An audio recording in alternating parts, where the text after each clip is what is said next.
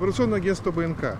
29 апреля в Сыктывкаре пройдет общегородской субботник. Вы готовы принять в нем участие? Ну, конечно. А где планируете? Дома. Не, Не хотите? А почему? потому что я уеду на дачу. Ну, свои дела тоже есть. Ну, а вы? У меня тоже дела. Постараюсь. А где уже решили? Наверное, по месту жительства. Да, уже приняла. Уже приняли? Заранее? Конечно, у нас сегодня городской субботник был. А где вы планируете это сделать? Возле дома, под балконом. Пока не знаю, но нам об этом обязательно сообщат. К сожалению, у меня не получится, потому что уезжаем домой, мы вообще все не местные. Поэтому едем домой, но в поселке 1 мая у нас проходит субботник, и мы обязательно выйдем на субботник. Ну, выйду возле подъезда, пошужу, поубираюсь.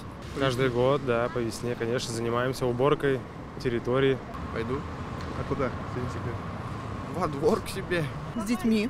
Будете? Да, конечно. Возле дома? Да, возле дома. Если время личное будет, то, конечно, почему бы и нет. Где есть варианты?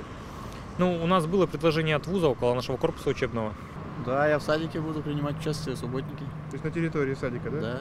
Что там будете? Просто убирать то, что зимой Ну, осталось? пока снег, наверное, раскидывать и тому подобное.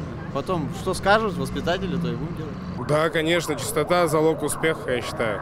Конечно, обязательно каждому нужно принять в этом участие.